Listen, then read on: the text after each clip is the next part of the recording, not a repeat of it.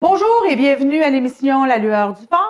Sarah Graffel, votre animatrice, émission où on parle santé mentale. Aujourd'hui, j'accueille pour vous Sébastien Trudel, le directeur de la maison Oxygène à Joliette. Monsieur Trudel, bonjour. Bien, bonjour, bonjour. Ça va bien? Oui, ça va bien. Merci d'être venu à l'émission pour nous parler de votre organisme. D'ailleurs, commençons maintenant dans le vif du sujet. C'est quoi la maison Oxygène? La Maison Oxygène, c'est un organisme, dans le fond, communautaire qui accueille des pères qui veulent consolider leur lien père-enfant. Des pères? Donc, vraiment, oui, uniquement des pères. Donc, des pères qui se retrouvent en situation d'adaptation, de séparation, en situation où est-ce qu'ils ont moins de repères et ils ont moins de possibilités pour eux de pouvoir retrouver des moyens pour pouvoir continuer leur lien avec leurs enfants. Donc, c'est un lieu d'hébergement principalement où est-ce qu'ils peuvent héberger autant les pères que les enfants chez nous. Peuvent, dans le fond, recevoir leurs enfants puis continuer à avoir soit leur garde à temps plein, soit leur garde... De leurs enfants? De leurs enfants, oui. OK. Bon, ça veut dire que si une instance de séparation, je me sépare avec mon conjoint, c'est moi qui garde la maison, parce que les pères, c'est pas, il n'y a pas de dame là-dedans, c'est uniquement pour les hommes. D'accord. Fait qu'on se sépare, mon conjoint, il n'y a pas de place encore où habiter. Fait qu'il va voir la maison Oxygène pour pouvoir avoir accès à une chambre, à une maison? Comment ça fonctionne? Oui. En fait, chez nous, c'est un site où est-ce qu'on a actuellement 6 chambres. Donc, il y a 6 chambres où est-ce qu'à l'intérieur de ces chambres-là, on a des lits superposés avec des lits tiroirs. Donc, on peut accueillir jusqu'à un père et 2 enfants, 3 enfants, mais on a eu des familles qui sont allées jusqu'à 4 enfants. Puis on aménage les lieux selon ce qu'on a besoin. Est-ce qu'on a besoin d'un lit simple? Est-ce qu'on a besoin d'une bassinette? Est-ce qu'on a besoin... Donc là, à ce moment-là, on aménage les lieux. Et ça permet de recevoir le père, ça permet de recevoir des enfants dans cette chambre-là. Et le père a accès à ce moment-là à son frigo, accès. Donc, chaque père a son frigo, chaque père a son garde-manger. Le but, c'est de responsabiliser le plus possible les pères, puis d'avoir un milieu de vie qui ressemble le plus possible à un milieu de vie familial. Donc, pour les enfants. Pour les enfants. Leur frigo, la salle de jeu, dans le fond, le salon, la possibilité de faire des activités à l'extérieur autant qu'à l'intérieur. Vraiment d'avoir un milieu qui est le plus similaire à un milieu familial. OK, wow! Mais ça part d'où, ça, la maison Oxygène? Parce que dans la Nodière, ça fait combien de temps? Ça fait exactement 6 ans, que la maison existe, avec toujours un développement dans ces 6 dernières années-là. Donc, vraiment, on est passé plus d'une recherche de financement dans les premières années. Ensuite, on a eu l'équivalent d'un grand appartement, un grand 7,5 où on avait 3 chambres. Et en ce moment, on a 6 chambres d'un côté et un appartement supervisé d'un autre côté qui peut accueillir 2 pères et qui peut accueillir aussi des enfants. Là, c'est un appartement. Il n'y a plus... mais la maison Oxygène, le nom de ça, c'est juste à Joliette? C'est parti d'ici? C'est où ça part? C'est un grand réseau. Dans le fond, ça part de Montréal où est-ce qu'il y avait le Carrefour familial, qui est un organisme, dans le fond, équivalent à la Maison de la famille ici dans le coin. Donc, qui est une maison de la famille à cet endroit-là. Et eux, un soir, il y a un père qui s'est présenté avec ses enfants en disant « J'ai aucun endroit où dormir, je me retrouve à la rue, qu'est-ce qu'on peut faire? » Donc, les éducatrices, la coordination se sont regardées, on dit « Bien là, on n'a pas grandes options. » On regardait dans un coin, il y avait une petite salle de jeu, et on dit on va vous mettre des tapis, on va regarder. Demain, c'est sûr qu'il y a un organisme qui fait ça. C'est impossible qu'il n'y ait pas d'organisme pour vous. Donc, le lendemain, ils ont regardé, ils ont fouillé dans Montréal au complet pour voir qu'il n'y avait aucun organisme pour les pères. Et il n'y avait aucun organisme pour les pères et les enfants pour pouvoir les accueillir en hébergement. Donc là, ils ont dit, oups, il faut fonder cet organisme-là. Et là, on parle d'il y a environ 25 ans.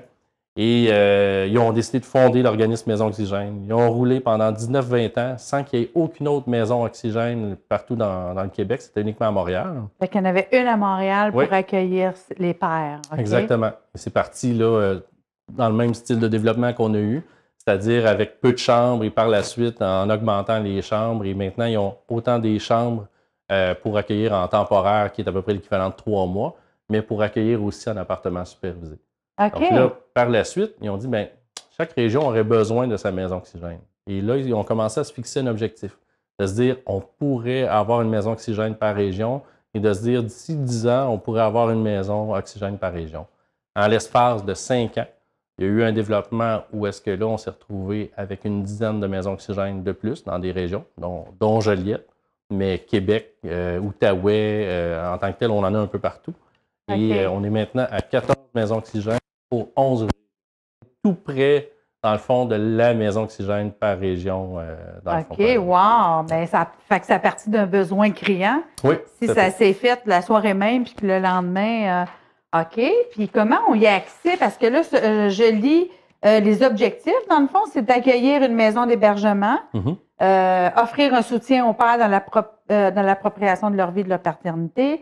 Il y a offrir des appartements supervisés, je vais le dire en gros, puis après ça, on va jaser des axes. Offrir des services d'information, de référence et d'accompagnement et sensibiliser la population aux besoins et aux droits des pères.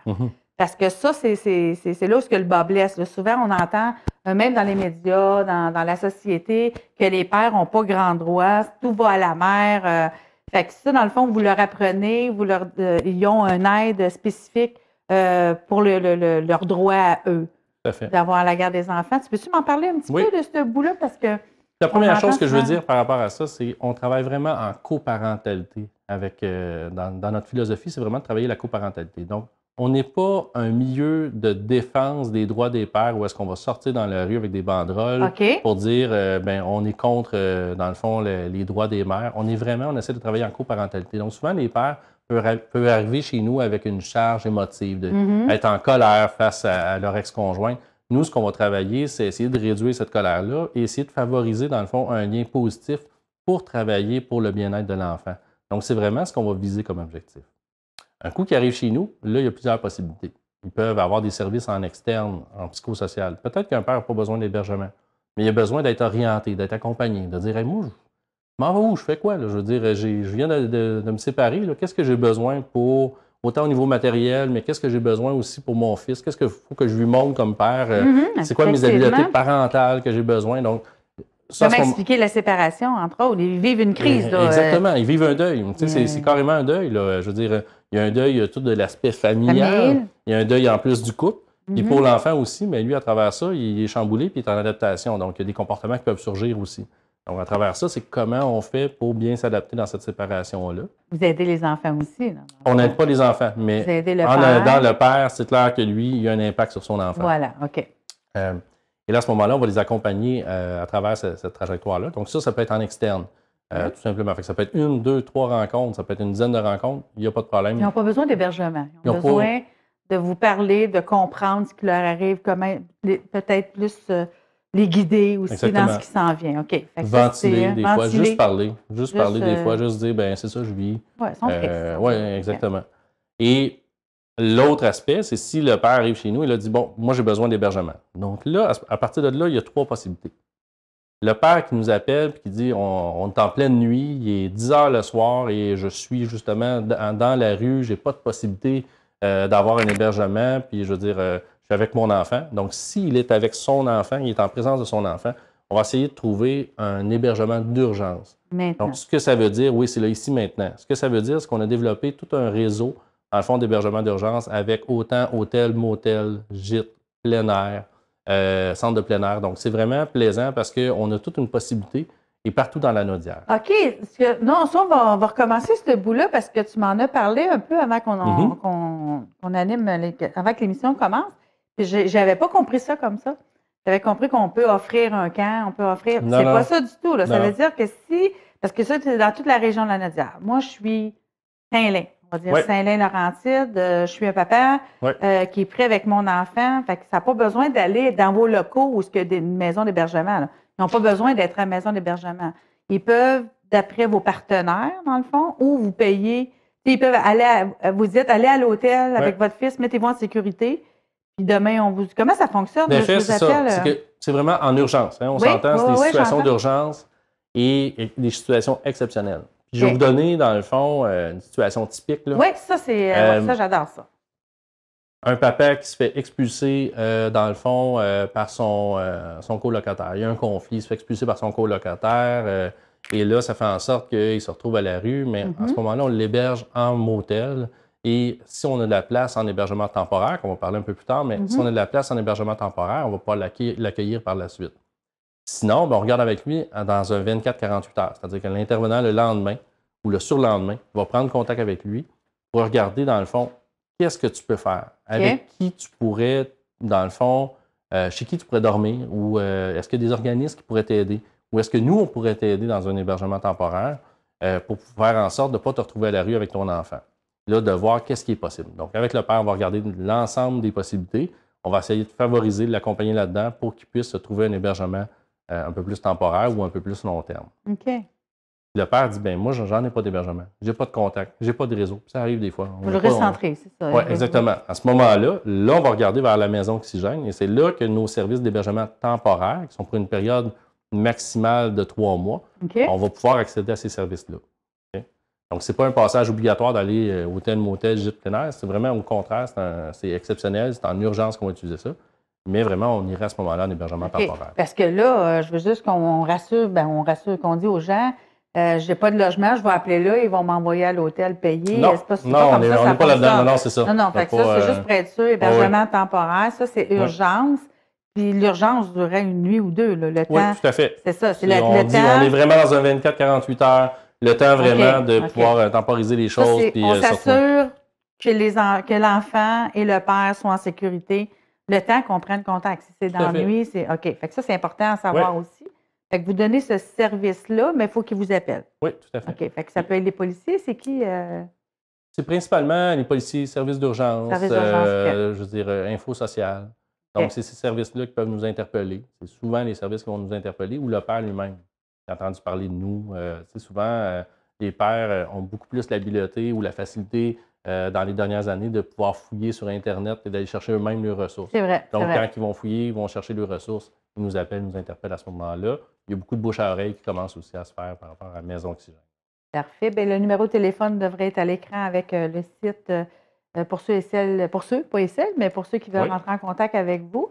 OK. Donc là, il y a comme 4 axes. Hein. Si on jase, il y a 4 axes principaux, puis après la pause, on va les décortiquer. Fait que les 4 axes, en gros, c'est appartement supervisé. Oui. On a aussi l'hébergement temporaire. L'hébergement d'urgence. Oui. Et tout ce qui est services psychosociaux externes. Puis où il n'y a pas besoin d'être hébergé, mais il y a besoin d'être. Oui. Bien, c'est parfait. On va aller à la pause. Puis tout de suite après la pause, on va décortiquer. Tu nous en as parlé un peu de l'urgence tantôt. Là, on va décortiquer en gros tous les axes de la maison Oxygène avec des exemples. C'est bon? On s'en va à la pause et on revient tout de suite. Bonjour à tous. Nous sommes de retour à l'émission La Lueur du Phare. Aujourd'hui, nous parlons de la maison Oxygène. On a avec nous Sébastien Trudel, le directeur. Rebonjour. Donc, on a parlé en première partie de l'émission, en gros, c'était quoi la maison Oxygène. On a fini avant la pause avec l'hébergement d'urgence.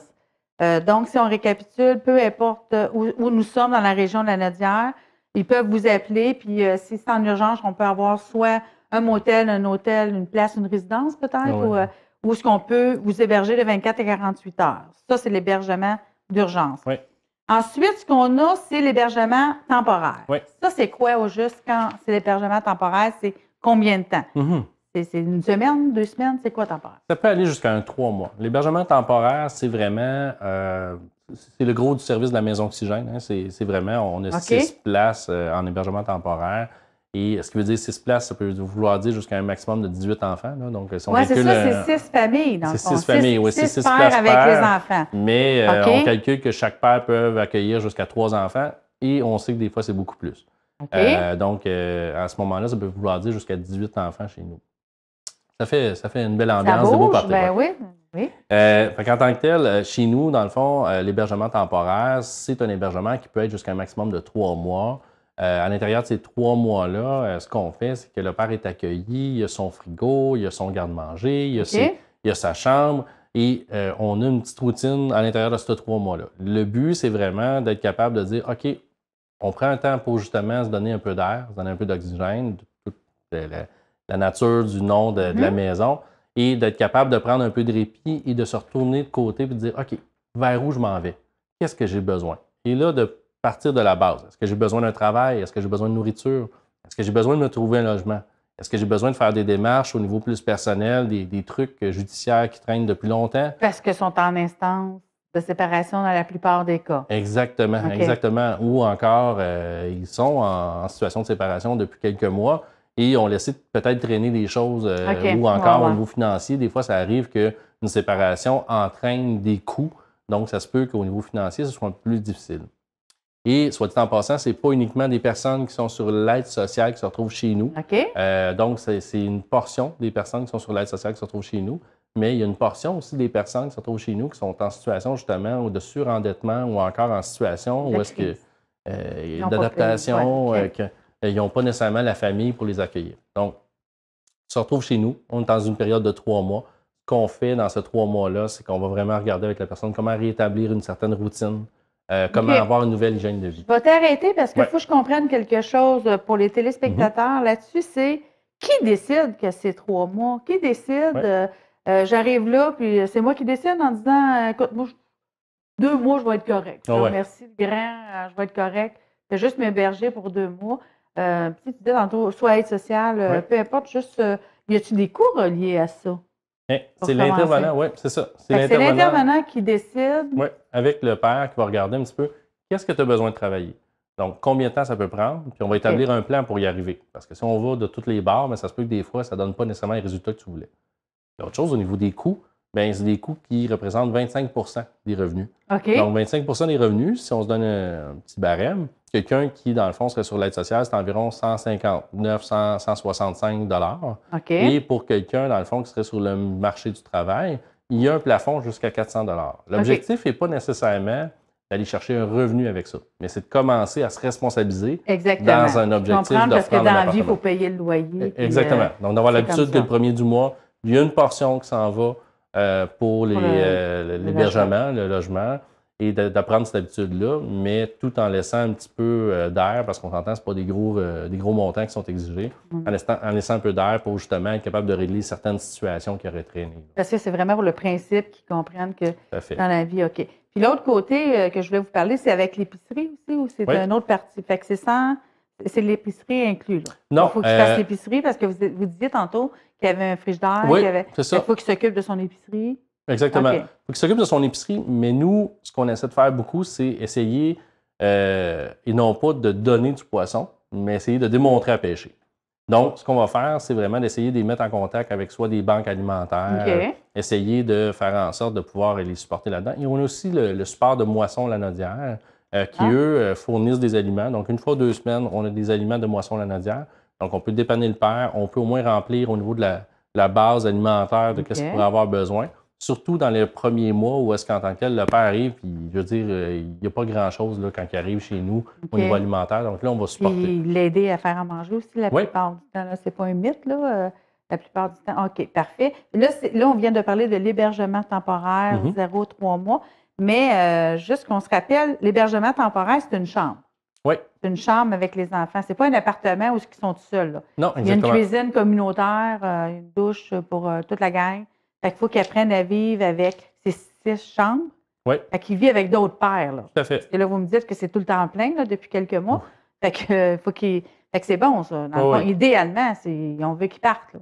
Oui, le plus rapidement possible. L'objectif, c'est pas qu'on se rende aux 3 mois nécessairement. L'objectif, c'est qu'on se rende à leurs objectifs. À eux. C'est-à-dire se trouver un appartement, avoir un milieu à eux, avoir un milieu pour les enfants, un milieu qui est sain, qui est sécuritaire, Donc, c'est vraiment ça l'objectif. Donc, et de là, tout, dans le fond, la facilité qu'on peut leur accommoder en ayant comme de la nourriture ou en ayant des intervenants qui sont présents aussi pour pouvoir les aider, les supporter, les accompagner dans leur plan d'intervention. Ça, c'est des partenariats que vous avez développés avec les autres ressources du coin. Là. Oui, tout à fait. La cuisine communautaire, cuisine collective, maison populaire, tout ce qu'ils ont accès, mettons, où ce qu'ils sont. OK, parfait. C'est à Joliette, hein? Ça, la maison, Joliette, oui, c'est à Joliette. OK.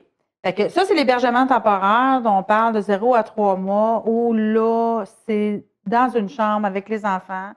Puis à travers ça, il y a quand même un suivi psychosocial. Ça, il ne reste pas là 0-3 mois. Il y a vraiment un intervenant qui travaille avec lui tout le temps. OK, parfait. Chez nous, il y a des intervenants de jour, donc 24 heures sur 24, 7 jours sur 7. OK. Donc, de nuit aussi? De nuit aussi. OK. Oui, donc de nuit aussi. Donc, il y a tout le temps quelqu'un Ils ne sont vraiment pas laissés à eux-mêmes. Non, non, vraiment pas. Vraiment pas. Okay. Puis le but étant, la nuit laisse place souvent des angoisses. La nuit, pour des pères qui sont anxieux, rendus aux alentours de minuit, on essaie de régler des choses, jongler avec des trucs qu'on pourrait jongler dans le jour. Donc, c'est une période où est-ce que les papas sont un peu plus anxieux, descendent en bas, vont voir l'intervenant. Il y a cette possibilité-là. Les enfants dorment aussi. Oui, les enfants dorment, exact. Fait qu'ils ont du temps. Oui, pour jongler avec leurs difficultés. Oui, ouais, c'est ça. Puis c'est quand même, eux autres, un peu plus d'orgueil. C'est difficile pour les pères de demander. Oui. C'est pas une statistique qui est dans ma tête. Là. Non, on vraiment pas. Aussi OK, donc ça, c'est hébergement temporaire. Fait que je reste 3 mois chez vous, je suis toutes les consignes, je suis un bon papa, sauf que je ne suis pas prête à m'en aller en appartement seule. Oui. Je ne suis pas encore prête, moi, je n'ai pas encore le travail, je ne veux pas y aller avec. Je ne trouve pas de logement parce que c'est au mois de février, mettons. Ou, c'est quoi qu'on m'offre à partir de là où est-ce que j'ai fini mon temps, appelons-le comme ça. Là, c'est-tu là où est-ce qu'on embarque avec les appartements supervisés? C'est-tu à ce moment-là? Ou est-ce que c'est le critère aussi? Il y a cette possibilité-là. Il faut avoir passé justement par la maison d'hébergement temporaire, donc par le fameux 3 mois, mais ça peut être un 2 mois, ça peut être un... Et par la suite, on s'en va vers les appartements supervisés. Ces appartements supervisés, c'est, dans le fond, 2 chambres, mais où est-ce qu'il n'y a pas d'intervenant? Où est-ce que l'intervenant va faire un tour de temps en temps, va regarder puis comment ça va, que ce soit... comme ça, sans rendez-vous, as-tu besoin de quelque chose? Est-ce que ça va bien avec les enfants? As-tu des préoccupations? Donc, ça laisse encore un accompagnement un peu plus léger, mais un accompagnement. Puis c'est des gens qui nécessairement ont établi un plan. Donc, des gens qui sont très avancés dans leur plan qu'ils avaient établi, de dire, bien, soit que je retourne sur le marché du travail, soit que je retourne aux études, soit... Mais ces gens-là sont avancés dans leur plan et ont des objectifs à tous les jours. Donc, ont moins besoin d'encadrement, mais qui ont cette possibilité-là d'avoir un appartement supervisé, dans le fond, qui est un milieu qui est sécure, qui est à plus faible coût aussi. Donc, qui le permet d'avoir aussi une idée de c'est quoi la vie en appartement pour ceux qui ont moins d'idées. C'est ça, parce que là, il faut qu'il fasse son épicerie, il faut qu'il s'arrange. Il n'y a plus quelqu'un. Le budget a été fait d'avance.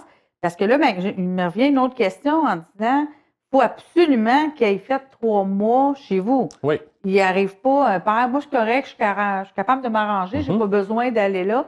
Il ne peut pas avoir l'appartement supervisé. Non, il ne peut pas avoir accès à l'appartement supervisé directement. OK. Il faut vraiment qu'il ait fait l'étape 2. Oui. Mettons. Il faut avoir eu une certaine prise de contact avec ce père-là, avoir vérifié en tant que tel, ce père-là, est-ce qu'il a toutes les habiletés pour pouvoir se retrouver en appartement supervisé, puis est-ce qu'en tant que tel, on peut aussi émettre une certaine confiance envers lui, parce que c'est quand même un lieu qui appartient à la Maison Oxygène, mais qui mais c'est pas la même place. C'est pas la même place du tout. Un autre appartement... OK. Fait que là, il réapprend à vivre en appartement avec ses enfants. C'est lui qui les couche. Il y a zéro. C'est supervisé, c'est une fois de temps en temps. Il y a zéro. Il n'y a pas l'intervenante qui va appeler le petit est-tu couché. Non. Fait que là, il s'arrange. Puis ça, c'est combien de temps l'appartement supervisé? Ça peut aller un 4 à 6 mois. Donc, quand on fait le calcul, quand on fait le calcul de l'ensemble, un père qui arrive chez nous, qui fait l'hébergement temporaire et qui fait l'appartement supervisé, là, en tout, on peut aller dans un espace de 7 à 9 mois en tout et partout. Donc, c'est sûr que ça donne un bon coup de pouce. Quand on attend après, justement, être capable de se remettre un petit peu sur les rails, avoir un emploi, se retrouver sur le marché du travail, puis en tant que tel, avoir tous les revenus qu'il faut pour être en appartement, ça donne un très bon coup de pouce. Ben oui, puis c'est pas cher, 25 ça reste là. Même un appartement supervisé, l'appartement supervisé, c'est un petit peu plus élevé, c'est un montant fixe.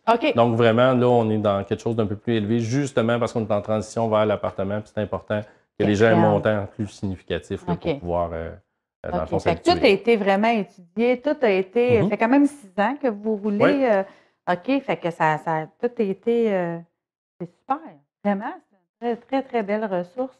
Mais si, admettons, OK, c'est fini, l'appartement supervisé, merci, ça va très, très bien.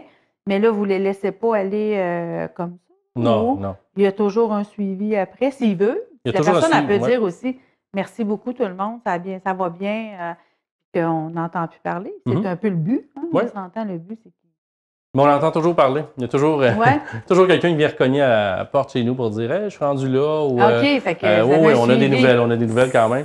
Sans que ça soit obligatoire, vous avez un suivi on a des tout gens, quelqu'un qui est reconnu à la porte pour OK. dire j'aurais peut-être besoin pour une ou deux rencontres en suivi psychosocial externe ou bon. OK. Je veux dire, en tant que tel, on a toujours des échos là, de ces papas-là. Parce qu'ils peuvent continuer. Là. Oui, ils peuvent Parce que là, il y continuer. a hébergement d'urgence, hébergement temporaire, appartement supervisé. Ouais. Mais s'il y en a qui n'ont pas besoin de ça, il y en a là qui, Mhm. ces papas qui sont juste un peu désorganisés, déstabilisés, Mhm.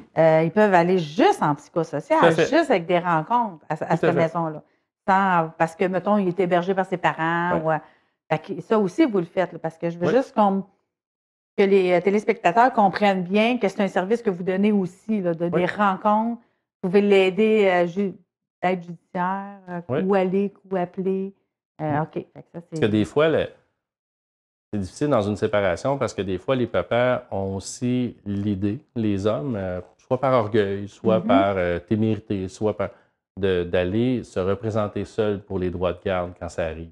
On ne sait pas tout le temps que ça arrive. Ça peut être des fois de la médiation qui peut permettre de se préparer. En tant que tel, d'avoir des ententes. Mais des OK. fois, les droits de garde, souvent, les pères vont aller se représenter seuls. Et ce que ça fait, c'est que souvent, ils vont se représenter, ils n'ont pas toutes les normes, comment se présenter, comment être capable de faire la démarche au niveau juridique. Et là, à ce moment-là, ça fait en sorte que ce n'est pas parce que c'est des mauvais pères, mais parce qu'ils se sont mal représentés, ils n'obtiennent pas beaucoup de garde auprès de leurs enfants ou de droits de visite. Et ça fait en sorte qu'ils n'ont pas nécessairement toute la pleine justice des qualités de père. Ça n'a aucun rapport avec sa qualité de père. Non, exactement. C'est ça qui est triste. Ouais. Fait que ça, vous les informez de ça. Là. Si vous dites telle chose, ça peut paraître, avec l'expérience aussi, vous savez quoi dire ou pas. Mais OK, fait que c'est bon, vraiment pour... ça ne veut pas dire que c'est un mauvais père parce qu'il s'est mal représenté. Exactement. Voilà. On a une équipe en ce moment aussi d'étudiants en éducation spécialisée. Oui, je m'en allais là. Oui, vas-y. Il te reste quelques minutes rapidement. Tu me parles de ça. Oui. Rapide. Alors, cette équipe-là travaille en ce moment sur un projet justement pour être capable d'informer, sensibiliser les papas à toute l'importance de bien se représenter à la cour et d'être accompagnés pour pouvoir se présenter à la cour et obtenir leur droit de garde. Donc, comment bien le faire et tout. Ils travaillent très fort. Ils ont 15 semaines pour produire, dans le fond. C'est des étudiants? En éducation spécialisée. Okay. On a 6 étudiants en éducation spécialisée chez nous. Ils travaillent fort. Ils sont en train de travailler sur ce merveilleux projet-là. Et ce que ça devrait donner, c'est possiblement soit des fascicules de l'information, de la formation pour les pères sur comment bien se représenter et comment bien... Bien, ça sera alors un nouveau service que la Maison Oxygène offrira. Oui, tout à fait. Je vais te réinviter, Monsieur Sébastien, à venir me parler de ton dernier service. Donc, je récapitule, c'était Sébastien Trudel, le directeur de la Maison Oxygène à Joliette, mais qui sert toute la Nodière au complet. Donc, si je me rappelle, il y a l'hébergement d'urgence, hébergement temporaire, appartement supervisé et un suivi psychosocial. Monsieur Trudel, merci beaucoup d'être venu à la Lueur du Fort. Eh bien, c'est ce qui termine l'émission d'aujourd'hui. Revenez-nous une prochaine fois. Merci. Bye-bye tout le monde.